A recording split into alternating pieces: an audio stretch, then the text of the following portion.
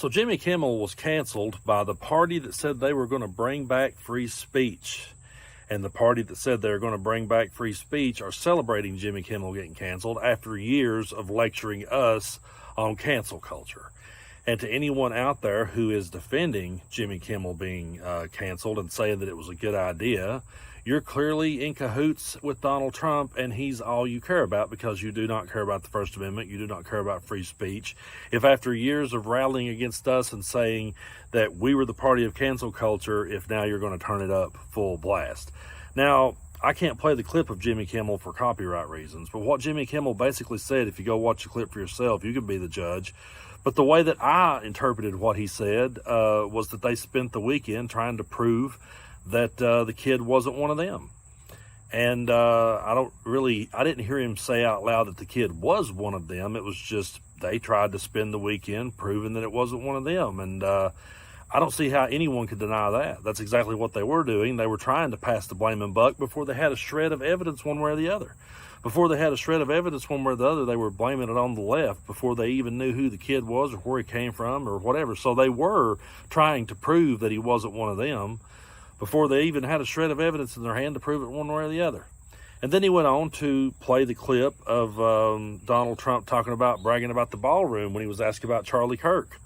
Well, I mean, I played that same clip here on the channel. I showed the same thing because it seemed pretty heartless to me if you're going to sit and say that, oh, Charlie Kirk was like a son to Donald Trump. Well, when he was asked about him, he just blew it off and said, yeah, I'm building a ballroom. It's going great. And then he skipped out on the vigil.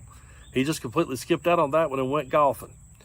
Now, I want to ask y'all a question. How do you think that would have went over if the election had went the other way? What if the election had went the other way, Kamala Harris is the president, and let's say a popular left-leaning influencer, one who helped get her elected, were to get killed, and then she went to the beach with Doug? I have a feeling that even Fox News would be throwing a fit over that. Even they would be saying, this person tried to help her get elected and did help her get elected, and now look at the respect she's shown him. Even they would have called it out if it went the other way.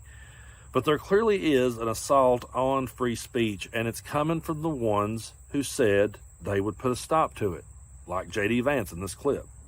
Government encouraged private companies to silence people who dared to utter what turned out to be an obvious truth.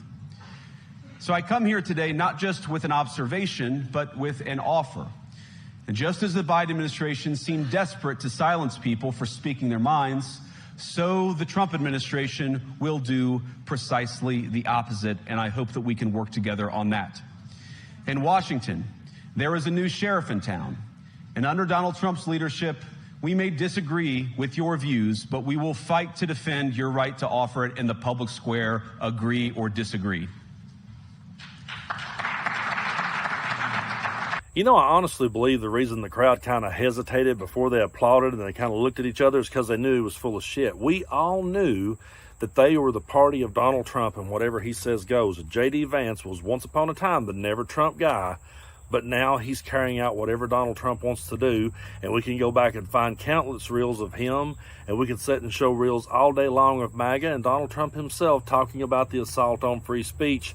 But now Donald Trump says that in the same clip here, he says that Jimmy Kimmel was fired because he said something bad about Charlie Kirk, but also because he had no talent. Take a look.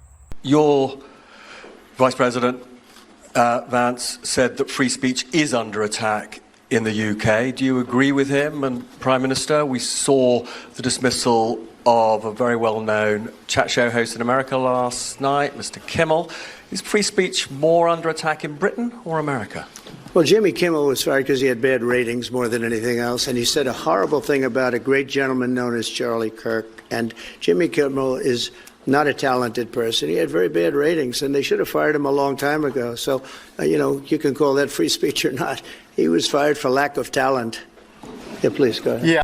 So which one is it? Was he fired because he said something about Charlie Kirk, or was he fired because he had no talent? And either way you slice it, how does the President of the United States have a right to weigh in on this one? How does he get to decide who has talent, if that's going to be his excuse? He's not the Celebrity Apprentice. This is not a game show. However, he's running the country like a game show, and because this country has been living on a steady diet of reality shows for the last 25 years, then yeah, that people thinks that this is all okay. And the people that didn't like Jimmy Kimmel, that didn't even watch him anyway, are just celebrating because they would see a clip of him that would piss them off.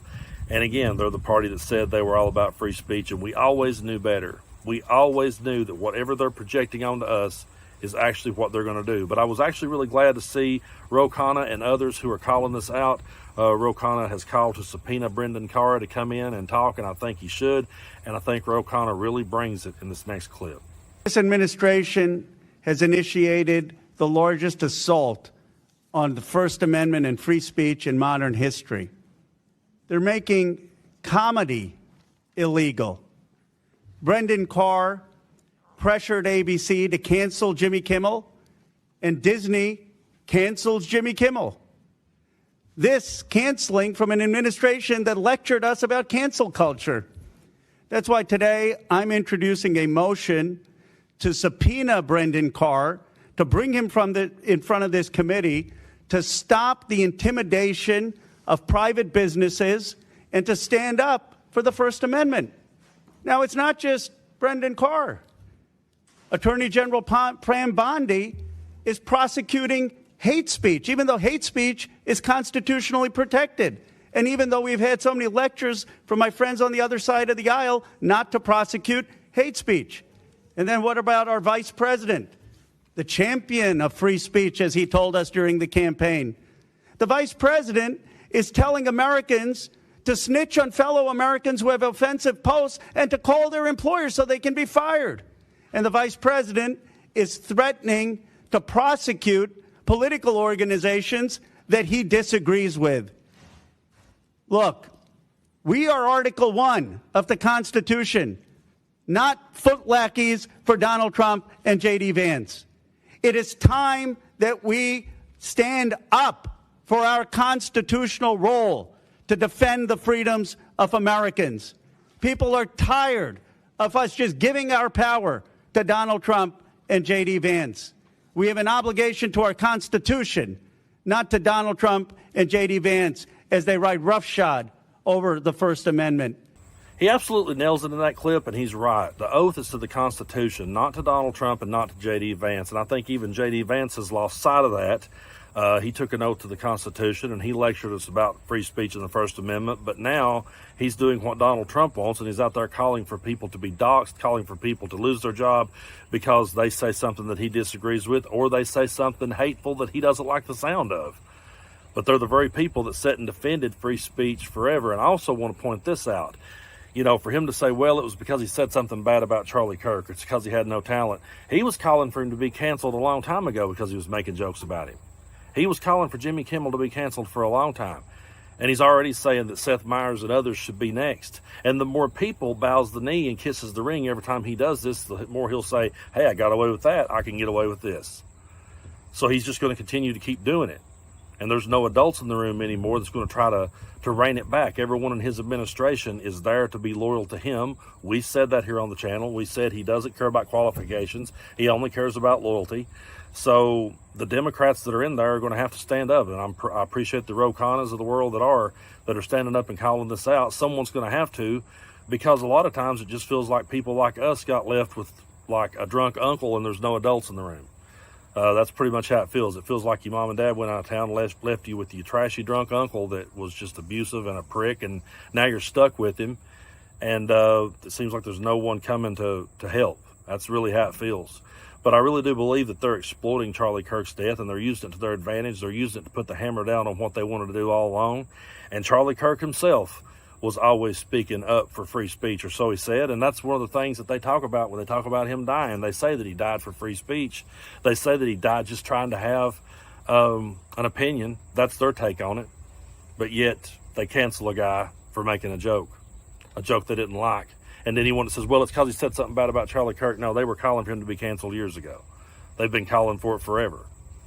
So anyone out there defending this move clearly is just either A, they're up Donald Trump's ass, or B, they're scared to death of him. But we're going to continue to speak the truth, and we're going to continue to exercise our First Amendment right because the Constitution protects it. And I have people all the time say, are you worried? Well, yeah, of course we are. We're all worried this day and age because we live under a regime that thinks they can get away with anything. But we will keep standing on the right side of history. We'll keep standing up for the truth, and we will keep standing up for free speech, just like we always have. It was always nothing more than a stage prop to them. That's all it was. It was just something to run on. They never meant it, and we knew that from day one.